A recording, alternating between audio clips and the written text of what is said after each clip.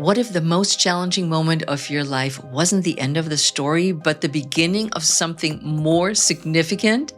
Our guest Amy Thurman's life changed in an instant after a devastating fall. For 6 months, she unknowingly lived with a broken neck, a brain injury, and trauma that left her unable to care for herself. She spent a year trapped in pain, feeling hopeless and questioning if life was even worth living. But instead of letting her define that, Amy chose to rebuild. Now, as a best-selling author, speaker, and educator, she helps women break free from fear, build resilience in their hardest moments, and step into their most confident, authentic selves. Through the Polish the Mirror framework and the Mirror Collective, she shows others how to rise stronger. In addition, Amy works with businesses, schools, and communities to help them polish the mirror of their lives and discover joy and resilience on the other side of fear. Stay tuned because Amy's story might just change how you see your own. This is the show for midlife women who want to stop second guessing and start feeling strong, focused, and fully themselves. I am Heike Yates, a midlife fitness expert and mindset coach. On the Pursue Your Spark podcast, I share simple, no-fluff strategies for movement, mindset, and nutrition so that you can stop spinning your wheels and start showing up with strength and confidence. Because thriving in midlife doesn't start with perfection. It starts with one bold step. Strong, confident, fully you. That's how we do midlife. Hey, it's Heike, and it's time for some real talk. Midlife can feel like a wild plot twist. 1 minute you're crushing it, and the next you're Googling how to get unstuck without selling everything and moving to Italy. That's precisely why I wrote Pursue Your Spark, your guide to escaping midlife traps, reclaiming confidence, and living fully. Whether you're just starting over, leveling up, or looking to thrive for the long haul, this book's your no-fluff, no-guilt guide to getting back to you. Ready to stop spinning and start sparking? Grab your copy now. The link is waiting for you in the show notes. Hello, everybody. I am super excited to introduce you to my friend and our next guest, Amy Thurman. So, Amy, welcome to the show. Thank you so much. I'm so honored to be here. I'm excited to have a little bit of a chat with you today. Oh, we have lots of awesome questions. And it is the fashion at the Pursue Your Spark that we're diving right into the questions. And we'll learn about you as we're continuing our story in the interview. So you ignited your spark in 2014. Can you take us back to that time when everything changed for you? What led you to choose to rebuild instead of giving up? That's such a great question, and it's very deep and emotional. I was working at a major university in 2014 one day, and the very next day I couldn't even take myself to the restroom, and I literally almost died. I had multiple doctors tell me it was a miracle that I survived, but I passed out and landed on my face on the hardwood floor, and the impact from that sheared my brainstem, caused a traumatic brain injury. And it actually broke my neck, but that went undetected for 6 months. So for the first year after the accident, I had to lay flat in bed for 23 hours a day. Couldn't walk, talk, hear, or see correctly. I had to wear a cover over my eyes and earplugs in my ears. So I went from doing everything for everyone. I found my sense of self-worth and how much I could do, to literally the very next day, I could do absolutely nothing. So my sense of self-worth was completely removed. I feel like I lost myself. And I came so close to swallowing a handful of pills, I did almost give up and just quit. But I decided instead to fight to live so that I could use my story to help other people. And it was a moment that my heart said to me, what if you don't have to die? What if you can make a different choice? What if you can use the same energy you're using trying to die and turn it around to fight to live? Maybe you can use your experience to help other people. And that's what sparked it right there, was my heart saying, you have a choice. You don't have to die. You don't have to swallow that handful of pills. You can make a different choice, and you can actually help many more people by choosing to live and to use your story in a way that helps other people. And so that's what it was right there. It just sparked something in me that this is not what I had planned for my life, but you know what? Maybe I could still have worth and have value just in a different way. And that's what it's become. And I think that's such an empowering story for so many, because many of us, no matter what our age, and as we're talking to our midlifers here on the podcast, we have also much younger and much older people that listen to the show. Anything can happen at any time, just like your story highlights. And feeling and knowing that you have a choice is so empowering. And we met on LinkedIn when you still wore your neck brace. And that's how I got to know about your story. And I've been following you on LinkedIn, and we've been connecting, and we're meeting in different groups.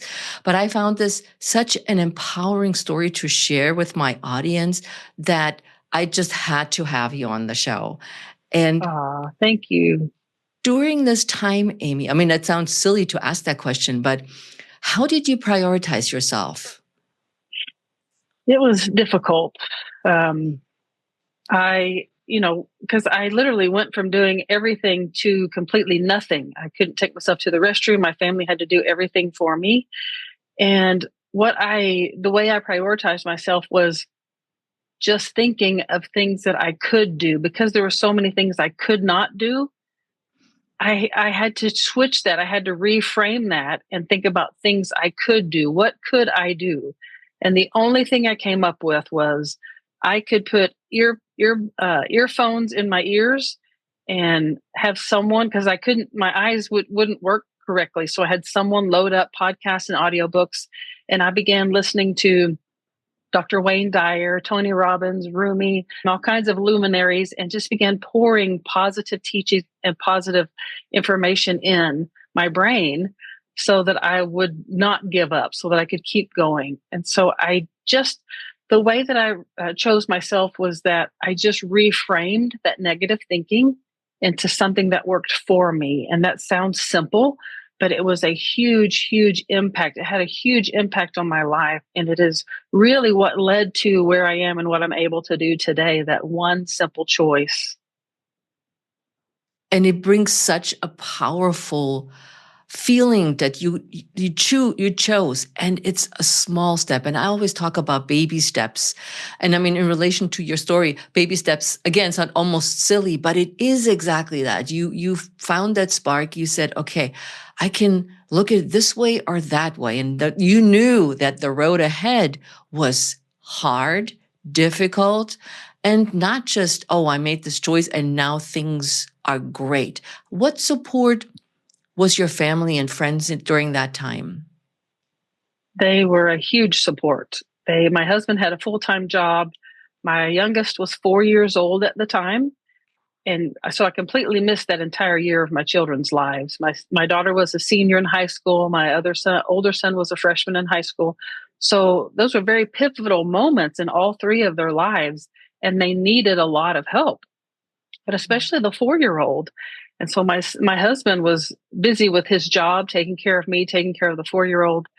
But it was very, very supportive. My extended family, I have two very close friends who just came to the rescue during that time. Yes. And helped take my little guy to school. And, I had been I have always been a very determined, independent person. I still am. I wanted to do everything myself.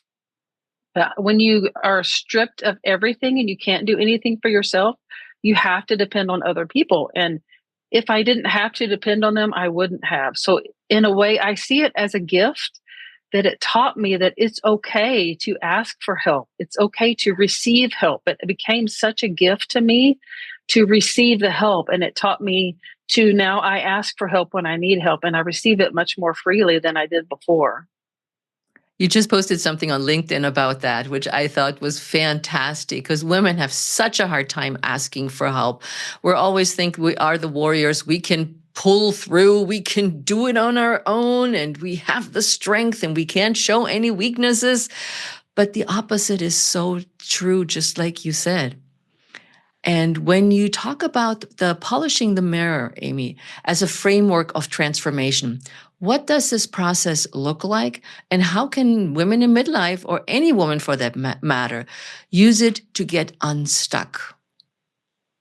Polishing the mirror it's something that I came up with while I was laying flat in that bed for 23 hours a day, listening to all of those teachings. And it was a poem by Rumi that really struck my heart that goes like this: Ye who seek God apart, that which you seek thou art. If you wish to seek the beloved's face, polish the mirror and gaze into that space.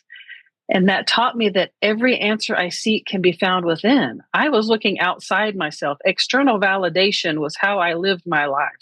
Everybody I trusted, and I believed everybody else and what they had to say and how they saw me. And I didn't ever look inside myself to see what I thought or what I felt or how I wanted to live my life.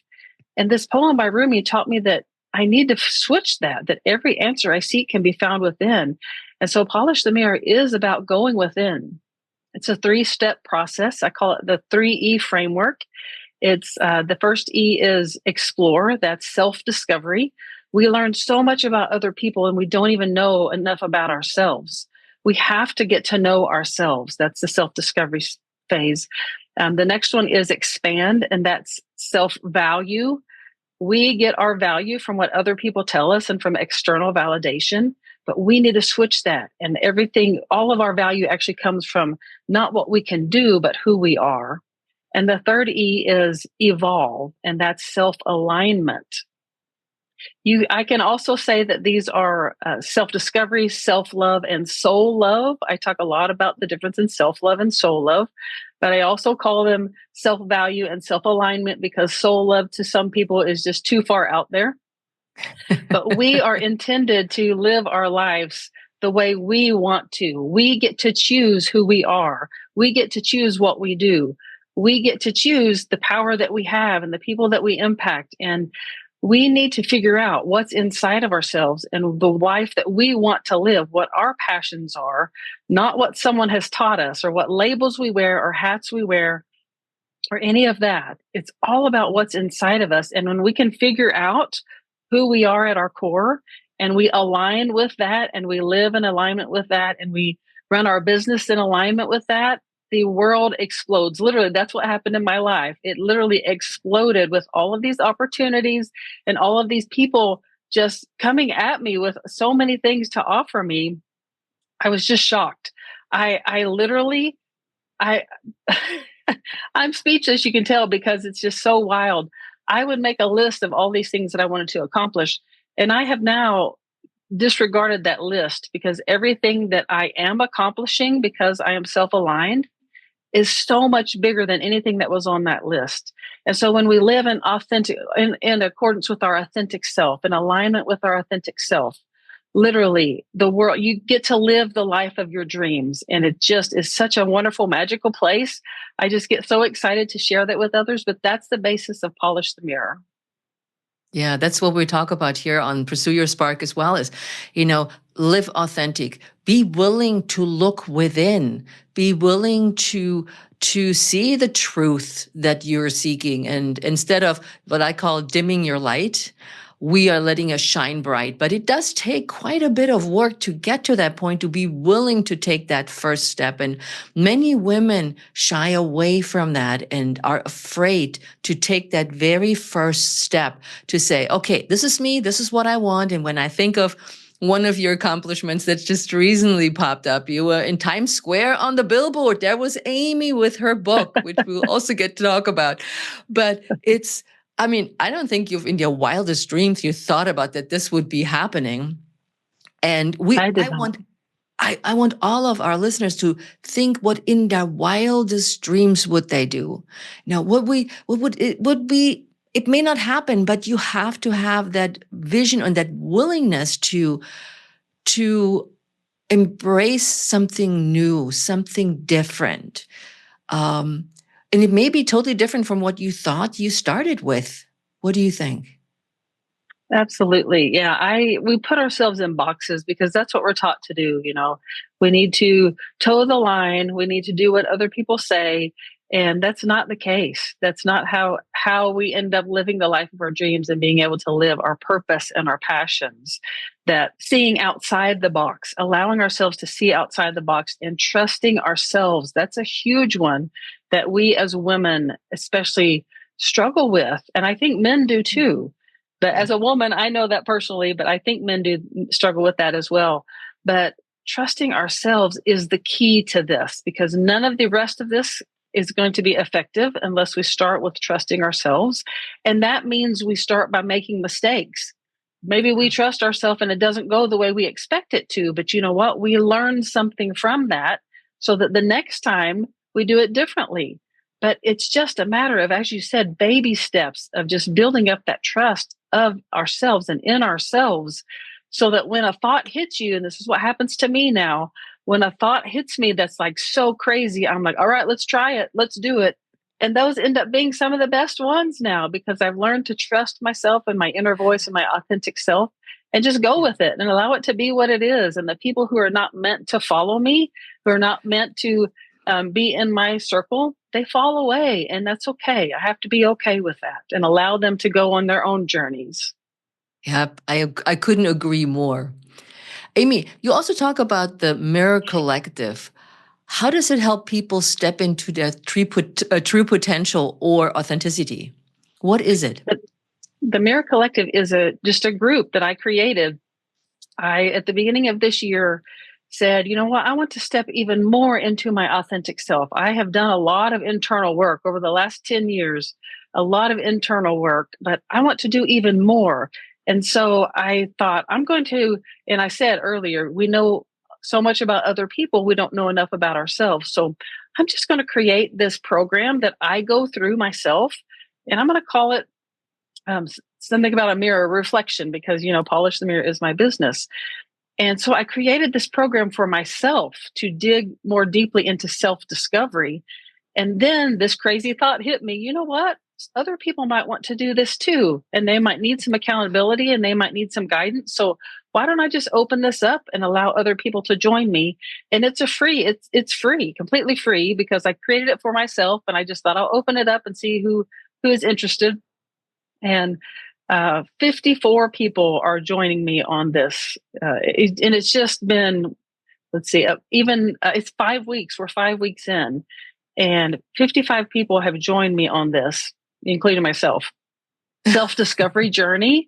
Yeah. And I am already hearing, like, even within the first week, people were saying, this is changing my life. I never thought about things like this. And I never looked inside, and I never knew about this about myself. And it's just really, really empowering people to come to know who they are and what they want and what their values and their passions are, so they can embrace those and live from that place, make decisions from that place. Now we have this ability to choose. I get to choose this or choose that, but this is my perspective that I'm choosing from, because now I know my core values and now I know my authentic self, and it makes a huge, huge difference. It is always, again, I keep saying the word empowerment, but that just oozes out of you, Amy. And for all the listeners, don't worry. All the things that we're talking about, the Mirror Collective and Find the Hero and everything else, will be the links in the show notes, so you don't have to dig around and figure out where things are and how to find Amy. So this will all be in the show notes. Now, midlife is a big identity shift, from empty nesting, career changes, and menopause, just to name a few. How did losing your physical ability impact your sense of self? And how did you redefine it after the fact? Because now you had surgery, your neck is fine, you have mobility back, and you have your life back. And you said this earlier, but it's very true that we have this idea and this plan for our lives that these are the steps that we're going to take, and this is how we expect it to play out, and this is what I'm going to do, and this is what I'm going to achieve.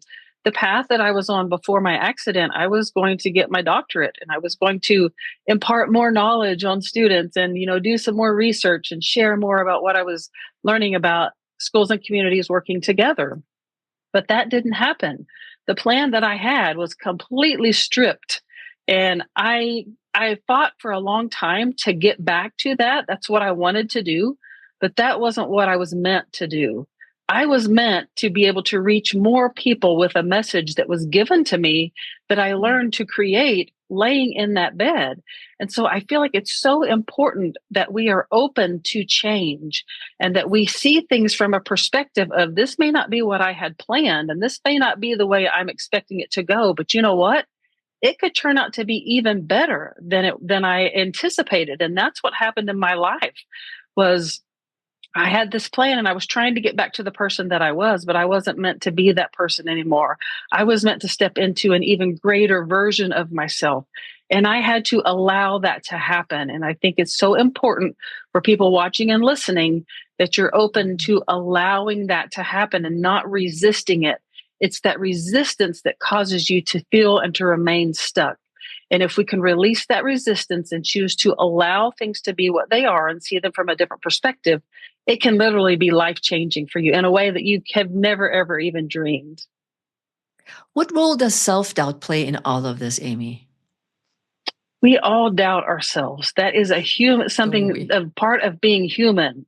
People look at me, they message me, and they really hold me on this pedestal. And I try really, really hard to prove to people that I don't need to be on a pedestal, that I am just as human as everyone else. I try to be very authentic in what I share on social media to let people know that I'm just as human as anyone else. And that means that I have self-doubt too.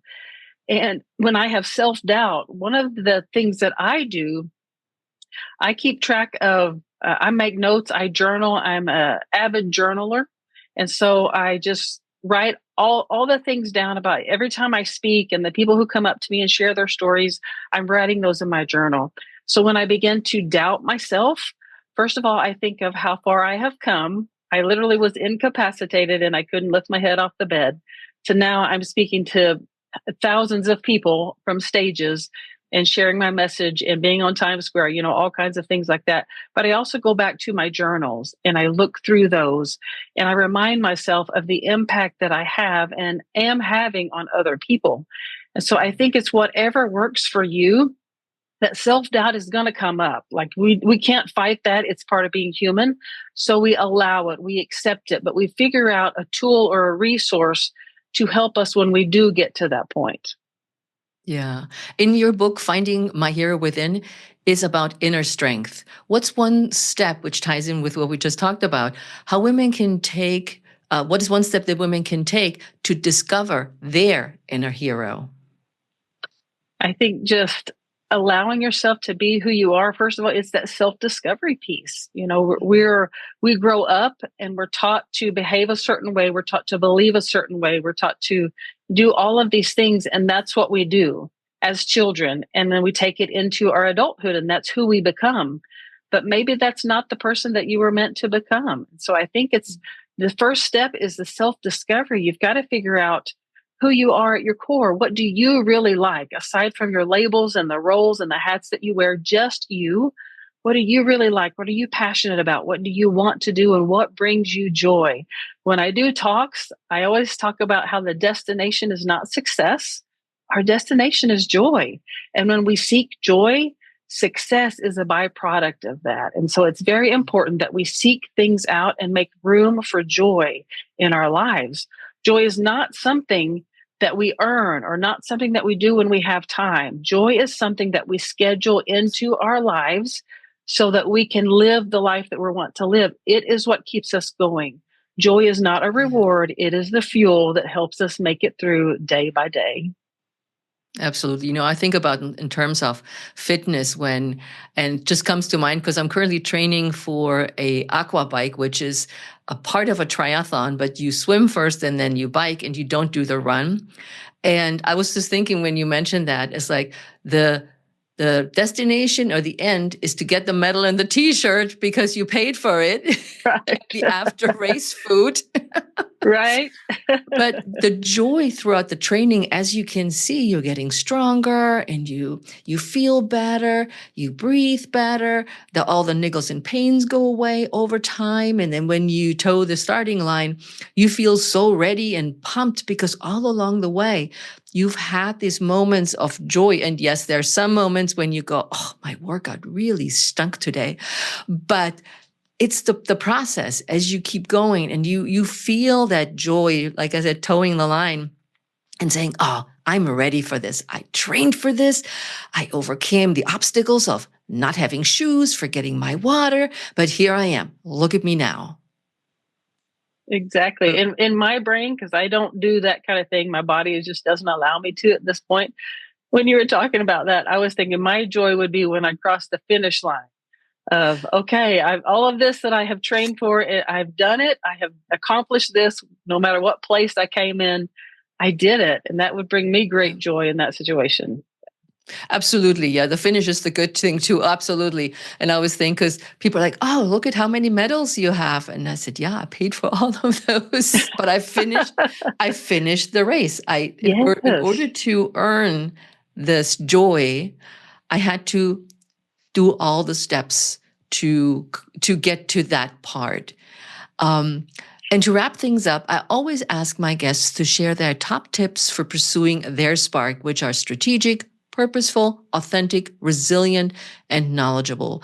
Based on your journey, what advice would you give to one of those? Maybe not all of those, but maybe strategic, purposeful, authentic, resilient, and knowledgeable. Ooh, I could talk about each one of those. I have a nonprofit called Resilient Futures. And one of the things that I do, it helps schools and communities learn to work together, and so that students are better prepared for a resilient life beyond the classroom. But the example that I use when I talk about resilience, because my story includes a lot of resilience, is that I compare resilience to a rubber band. And that when you get a new rubber band and you stretch it, it only goes so far. But the more you stretch it, the further it goes every time you stretch it. But what happens when you stretch a rubber band too far? We've all done that, surely. It breaks and it snaps you, right? And that's painful. Right. And we don't like that. We don't want to be snapped by a rubber band. And so while we need that resilience to keep stretching and stretching in our lives to prevent us from breaking, prevent the rubber band and us from breaking, we have to have a toolbox. We have to have tools that we use that come in when we need them to prevent us from breaking. And so it's not all about us. It's about the tools that we use and the resources that we use and the community that we surround ourselves with. We were not meant to survive in isolation. We need a community around us. And while I teach that every answer you seek can be found within, we were meant to be in a community. And so I would say to stay curious, always be learning, and to trust yourself. Don't always look outside yourself for all the answers, but learn to trust yourself and what you have to offer and the gifts and talents that are just in there waiting to be shared with others. You'd never know the impact that you might have on someone else's lives just by simply being yourself, by being authentic to who you are. What are you most excited about right now, Amy? Oh my goodness. I have lots of opportunities coming up this year. And I think the one that excites me the most is I've been invited to speak at Cambridge University this fall. And I have never been out of the country. I've never needed a passport before. And so it's very exciting for me, not only that I get to make this trip, but I get to share my story and do a podcast interview and do all kinds of fun things while I'm over there. And I'm just really, really grateful for that opportunity. I love it. Cambridge, I wasn't even thinking England. I was thinking Cambridge, United States. I'm like, right? Of course, England. Yes, this is very exciting. Yeah, it's been a pleasure following your story, Amy. And in the next episode, we're diving into something that hits home for a lot of us women in midlife. That lingering confidence gap that no one really talks about. Because you've done the work, the growth, and the healing.